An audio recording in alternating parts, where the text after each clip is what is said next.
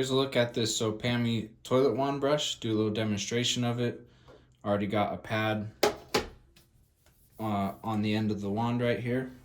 Just get a little bit wet, start running it around your toilet, and that will release the cleaning liquid that's inside of it. And just keep giving it a good clean in all the areas that you need to.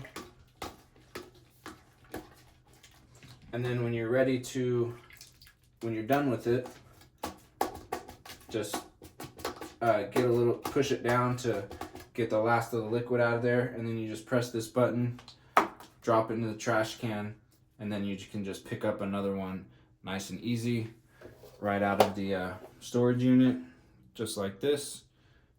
Just press it down and it picks it up nice and easy. So very simple to use, works nice, and is also just kind of fun to use. Think you'll be happy with it.